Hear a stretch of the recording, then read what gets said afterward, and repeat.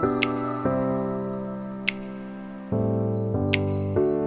fact is, when we talk about what affects a women, another school of thought is that the men folk also get affected in many ways, because they also have to make sacrifices, and many times they have to take care of their parents, so probably they also sacrifice. It could be a career goal, it could be anything else. They have a huge responsibility of earning, feeding the family. So many times, who knows, they may not be following what we call their passion, and sticking to something which helps them make money. So when we talk of these binaries that that women suffer, which they, though no doubt they do, would you agree that men do suffer in many ways?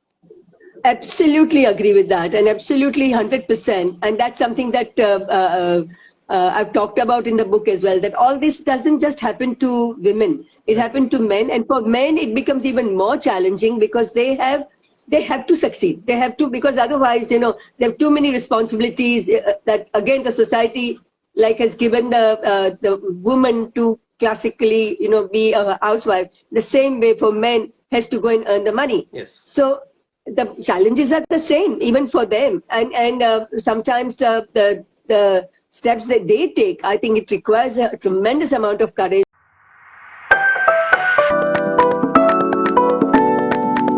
Hello and welcome to another episode of Kitaabi Baatein. I'm Abhishek, also known as Bookswale Bhaiya. My guest today is author Shailini, and we'll be discussing with her latest book, which is Fit In, Stand Out, Walk. And this is a book about, you can say, women, written by a woman. Before we get into the details of the book, I would like to give a brief introduction of Shailini. So Shailini is an architect, a community project initiator, and a financial consultant. Studied in India and in the UK. Her field of work has been in energy efficiency and sustainable practices, conservation programs, and heritage support to buildings, peoples, and places. A spokesperson for sustainability, crafts, and fair trade, she writes regularly for periodicals and in the social media. And Shani, before we start talking about your book, when I see your profile, which is into conservation, heritage support, sustainability, crafts, and all, I was a bit intrigued that how come what you do and how come you happen to write this book. Yes, thank you. I think my work has evolved and developed and taken different direction almost organically.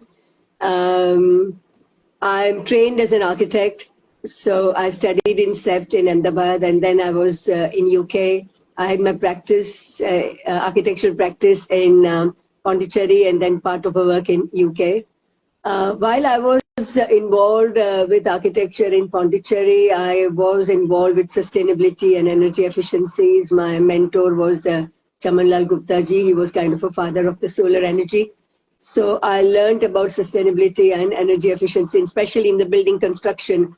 That was probably the first time where efficiency of resources became a kind of a work to be done by architects.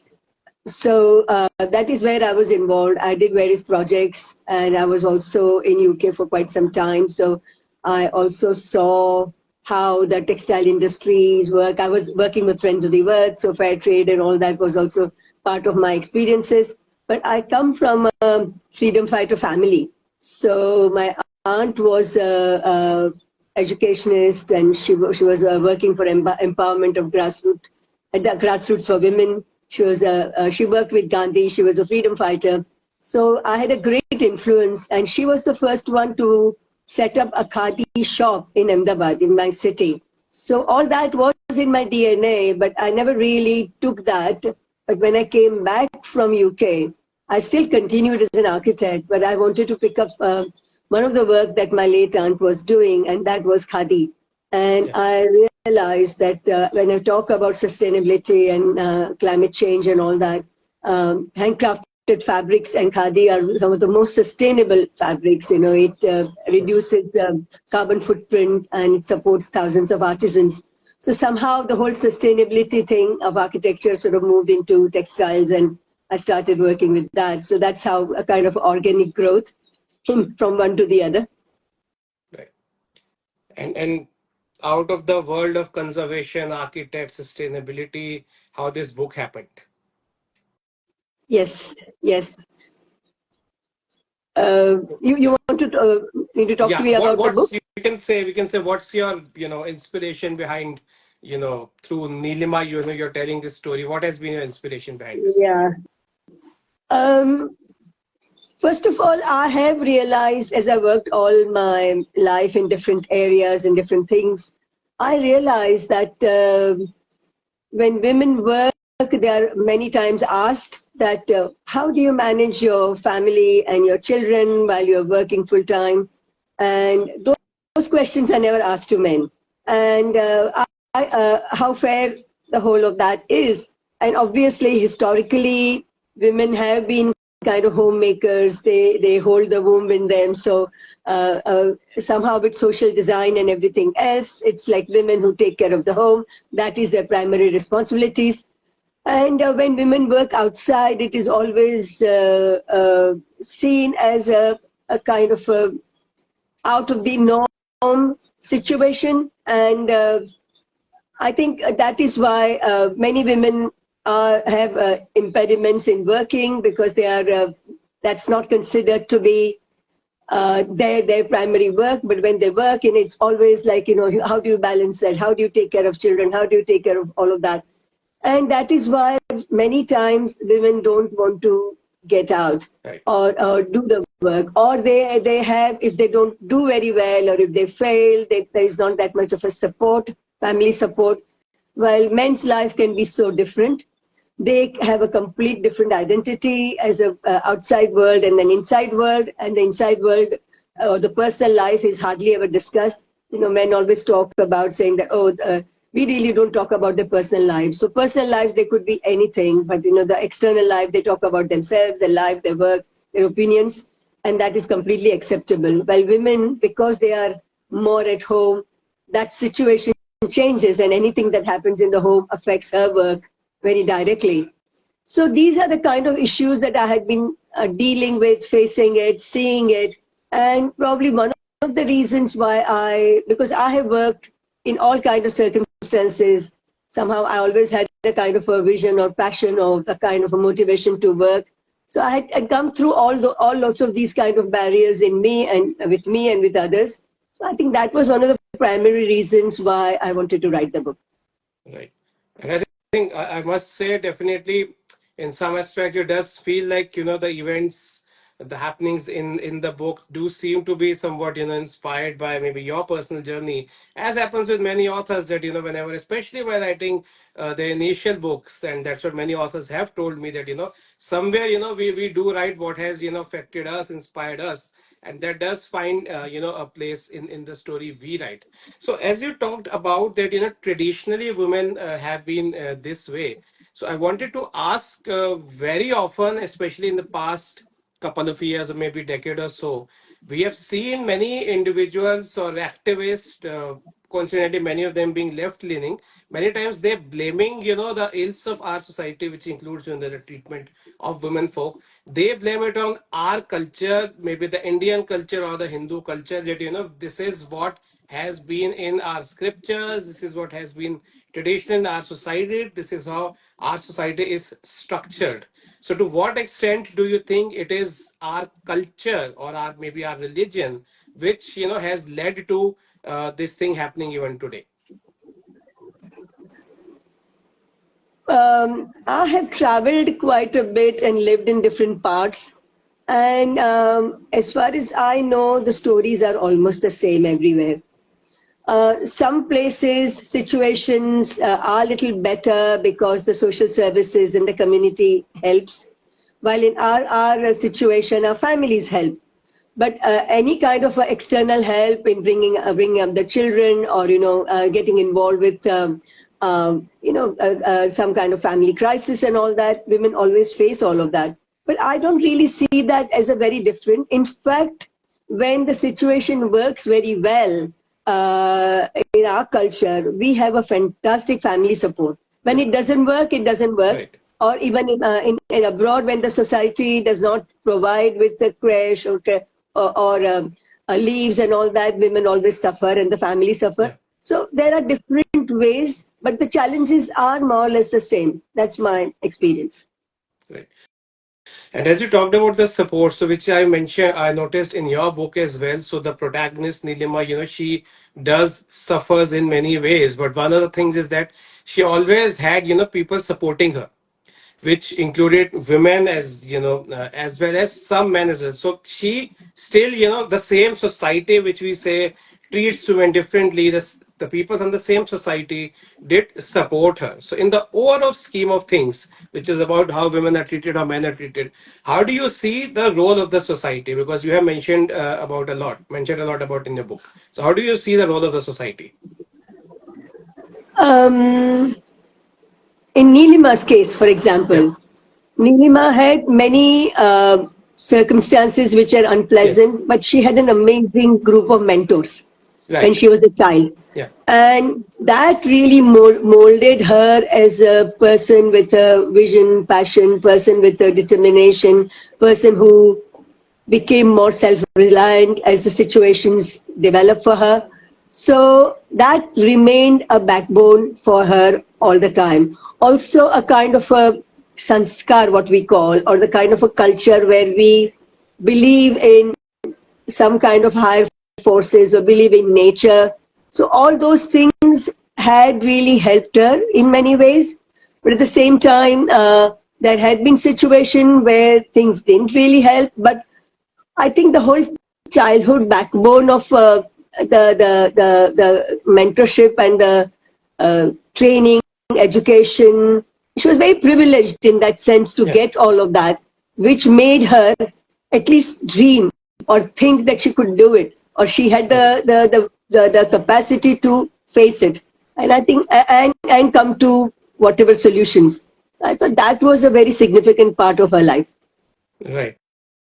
But that is sadly not the case with, every woman, because that is what we talked about, what you mentioned in the book. So you're right that in a way, despite the challenges, she had some sort of, an upbringing, a privileged upbringing. So this brings another question. Do you think that other than social structure, it has at times lot to do with the economic structure? Or do people, the girls in rich families or with the upper upscale families, urbanized, they are more likely to have more advantages, more privileges compared to say poor or the lower middle class, if we define by income? Do you see a change there? Yes and no. Of course, a better upbringing, not so much the material thing, but of values, of what support and encouragement Right. that a child gets. It could be monetary, it could not be that monetary, but I have seen so many cases when women come from a very humble background, but they had amazing role models in Right. father or mother. Or so I think those kind of value and those kind of backbones, we call the nurturing. I think Yeah. that is of much more valuable, and or that probably plays much significant role, according to me. Right. So again, coming back to the novel in Nilima's case, you talked about certain privileges she had. She was raised well, and she had, as you mentioned, and is there in the book, she had very good mentors. She had people who supported her, and yet the problems she faced, what typical a woman faces, whether it's abuse, from husband being among a prominent one, and when it came to her career, it's like she had to put her dreams to the back burner and make sure her husband achieves what she wants. So still, I guess the way we can look at it is that despite your privileges, and despite you may be born brought up in say a well-to-do family and all, no matter what you do, somewhere it is the women who makes sacrifices, whether it's for the kids, whether it's for the family. So it boils down to the same thing, no matter what background you're coming from, but it's the same challenge women face. So would you agree to that? Yes, absolutely. I do agree with that. The challenges are the same, but how each individual deals with it, Yeah. how they come to terms with it, and what they do with it. I think that is where the differences lie. That is where what you call a grit in a person, or a courage, or strong willness. So all of that, I think that is what changes. Things happen to bad things happen, good thing happens to everybody. Right. But one thing, I mean, sort of comes across again and again is the fact that how you interpret that. How do you make it into your steps to move on rather than impediment? Not every time things get successful, but at least if that mindset helps a woman to really find the way. And there would be impediment. There would be family. There's so many families and so many situations that I found about a woman. She wanted, even in her childhood, when she was studying, she wanted to be somewhere, do something, be someone. And somewhere or the other, a dominant male or a female would sort of chop her wings, saying that, oh, you can't do that, or, it's not done, or the society doesn't accept it, or how will you do it financially? And you have other responsibilities. So all of that does happen, and to Yeah. everybody has happened. But it is in those moments to find your own self and Right. find your own way of pushing it through the barriers. That is where I suppose the real grit and character comes through. Right. So one thing related to when we say, it's a male-dominated world, and that has nothing to do with the fact that I am male, but the fact is when we talk about, what affects a women, another school of thought is that the men folk also get affected in many ways.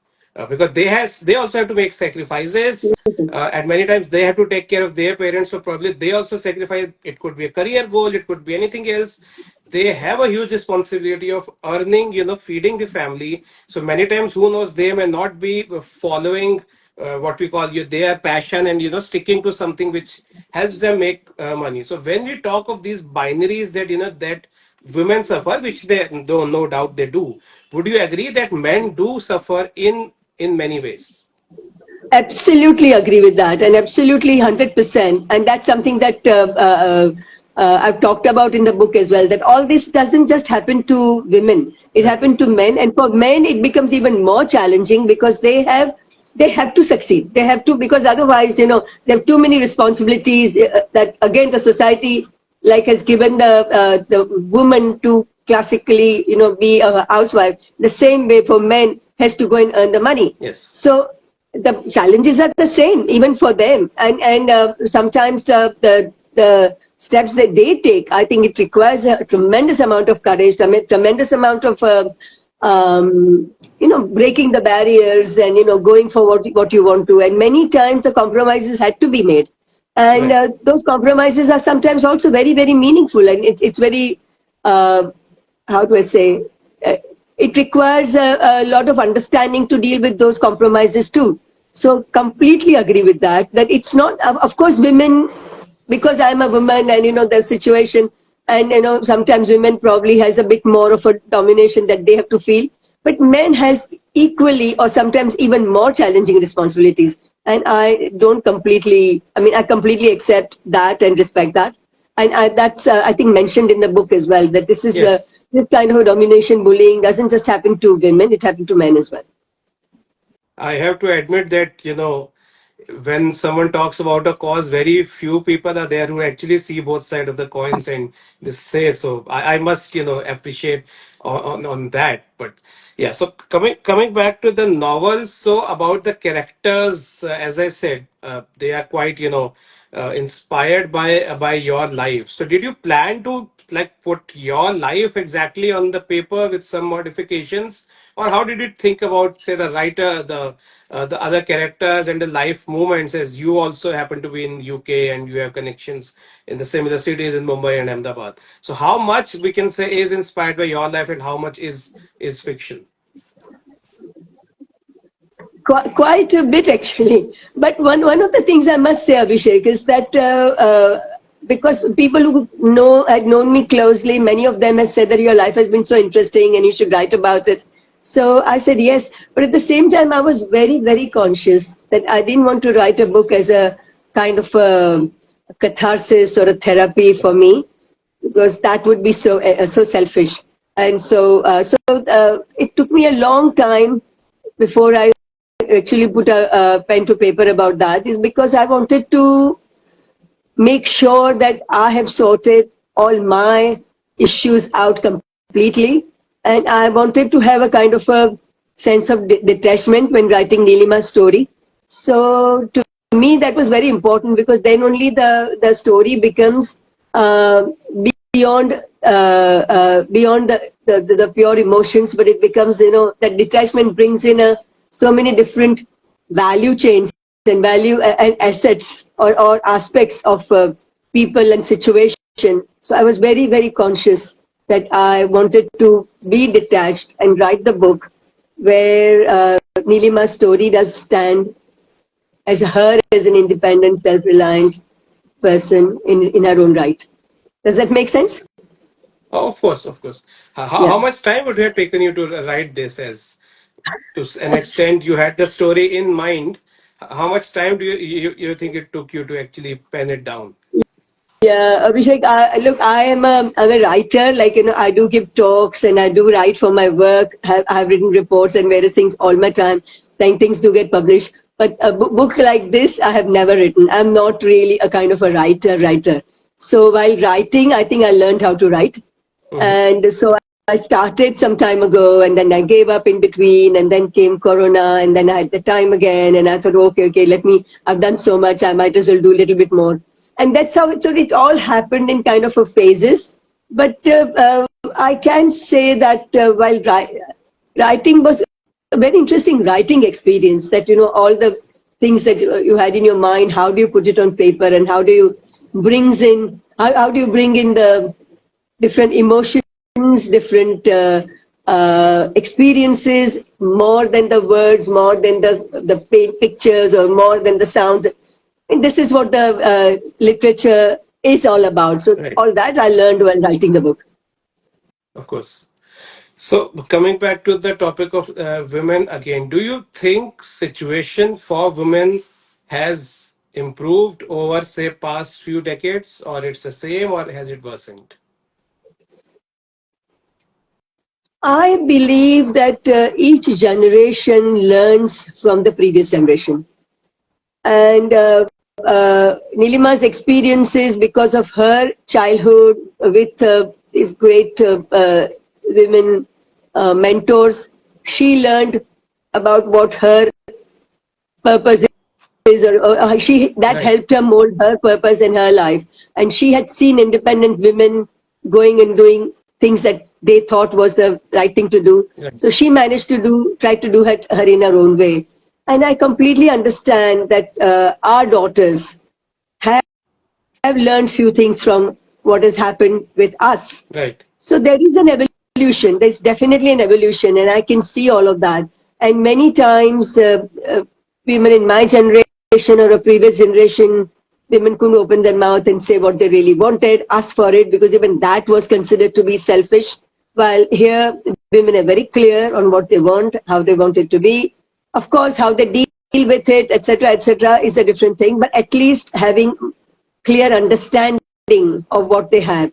The other yeah, sad thing, I mean, I would like to add that because I was just talking to somebody random between friends and all that, and they said the daughter got married and she has also studied and she wanted to work somewhere and all that, and I think somebody was asking that doesn't she really like to work in the kitchen? She said, no, I don't want to work in the kitchen because I know how my mom was treated. And I think that really brings a kind of a jolt in me that this is how society has treated women of the previous generation, that the next generation has seen that they have to do something differently because they don't want to fall into the trap. It's not a trap, but it is a mindset. right, So, I mean, all I'm trying to say is that the next generation always learns from the first generation, and right. of course, things have gone so much better for them. And because they probably had many more mentors than we had in our time. So I think it's all part of evolution. Right. I think that that's a very important point when you talked about evolution, because very often I see many people saying, many women folk or the feminists, that women have to stand up for themselves, which is right. But at the same time, I think whenever any change happens, any kind of change in the society, unless and until the society as a whole doesn't want it, it doesn't change. So, for example, there are girls whose parents, I mean, say girls studying in school, their parents are giving both boys and girls equal opportunities, whether it's good schooling, whether it's any extracurricular activities. They are being sent for extracurricular activities or any other activity. They are being, encouraged to study and to take up good jobs or run a business or whatever they want to do. So to that extent, well, no wonder we are seeing a lot of women in sports. We are seeing a lot of women in exams such as prestigious exams such as IAS or whatever. Many joining business schools, getting good prestigious degrees.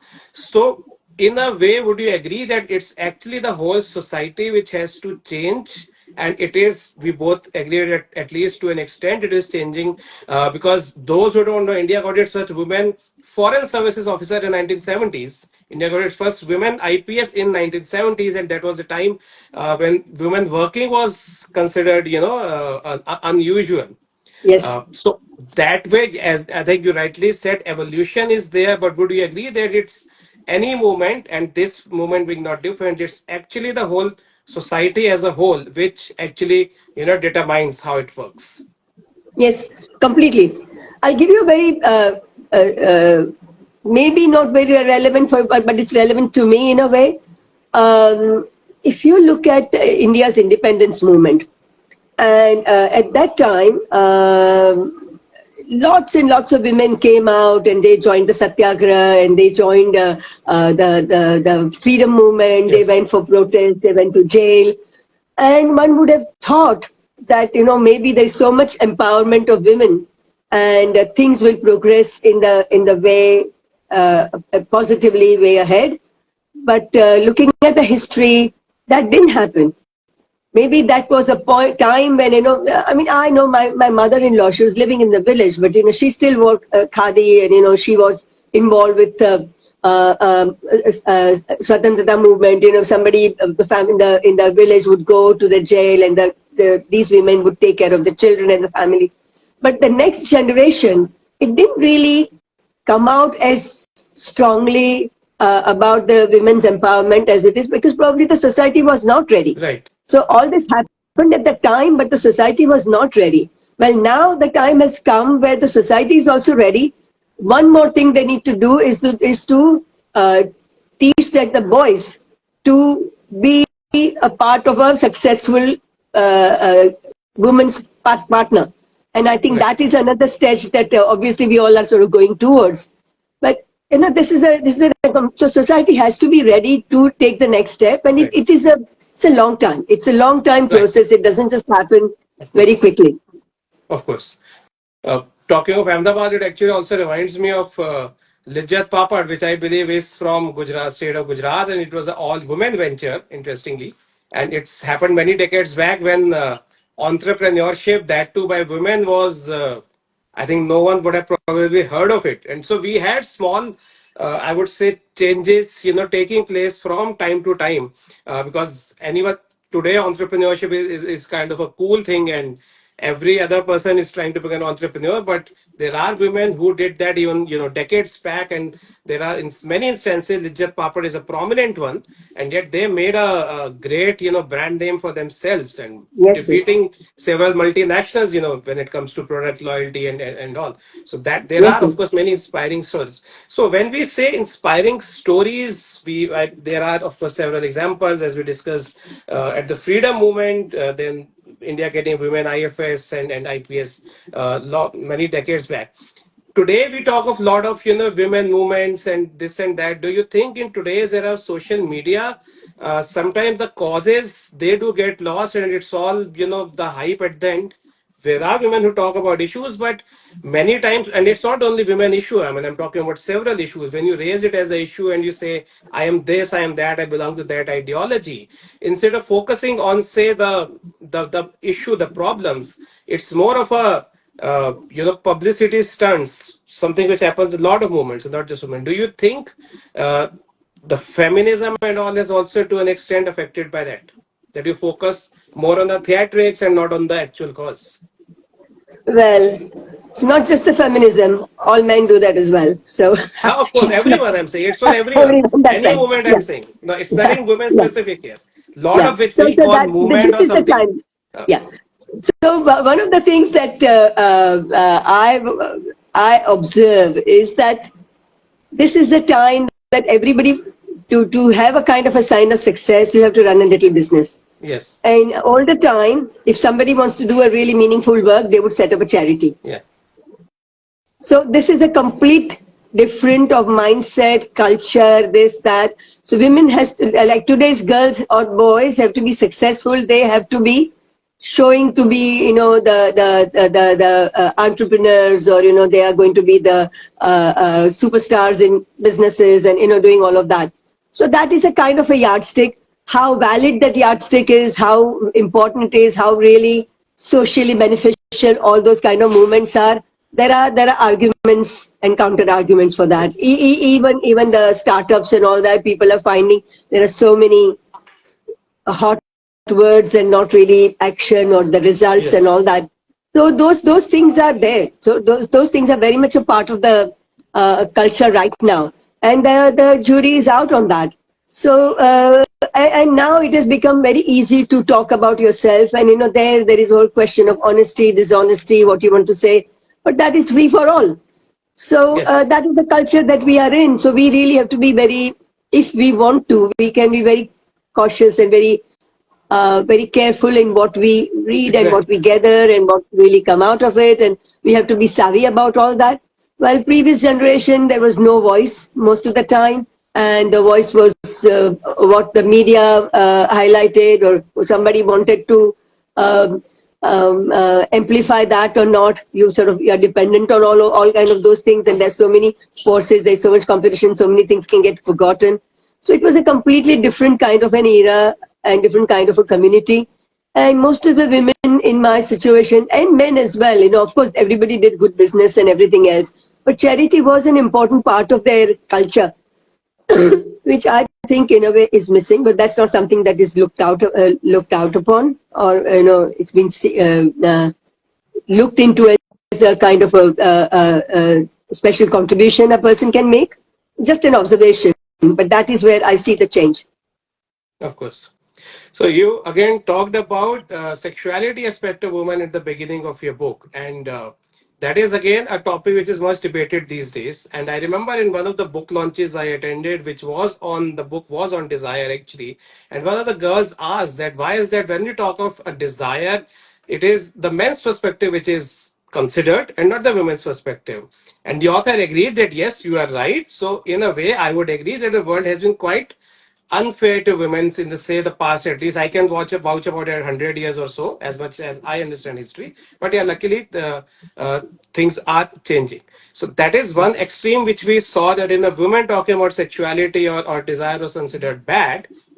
Today we are seeing a movement which is about, which is, we can say, we are witnessing kind of sexual revolution in which women are definitely playing a very important role. How do you think about this movement? Is it how it should have happened, or is it again it is something which is getting amplified by things like social media and Instagram and putting some reels which you are scantily dressed and all? How do you see that? Um, if you ask me, I think it is neither here nor there. It's entirely up to each individual what they want to express and how they want to do it. And here it is an open platform. Whoever wants to do it, if they can get a taker, uh, it will all get promoted. If it doesn't get any taker, it's all going to die down. Yes. So Yes. it is. These are the things that can happen, or these are the things that happen in the social media where there is so much exposure, and all of that would be possible, and why not? And certain times, breaking the taboos are extremely important, because uh, it just doesn't help anybody not to express oneself if there is a requirement, or there is a desire, or not talk about what woman wants. I think that's Right. not something that uh, uh, is not something that is that is right. Women should be able to say what she wanted to say, and express herself. So and men for that matter. And when we talk about there is more promiscuity, where he says, well, I'm not really that kind of. I don't really judge people by that at all. And yeah, so it's everybody to themselves, and if they get the takers, I don't think any kind of policing for that is going to be is desirable or it's ever going to work. Of course. So, two more questions. So, one is that as we say, women are talking about their rights, which is extremely important. There is a school of thought which says that, in this, all this, this fad of feminism, and these are not my words, but it's a general, as I said, the other school of thought, is actually leading to, problems with the family structure, the family as we know it, as well as, it affects the society to an extent. What's your take on that? Abhishek, the family structure destruction is not just women's fault. Right.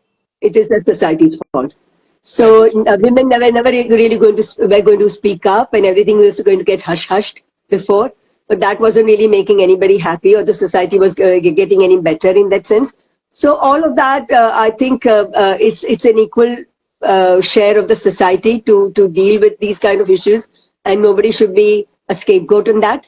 Um, about any kind of a freedom. You talk about the social freedom, freedom of work, freedom of talk, freedom to express. They all have responsibility attached to it.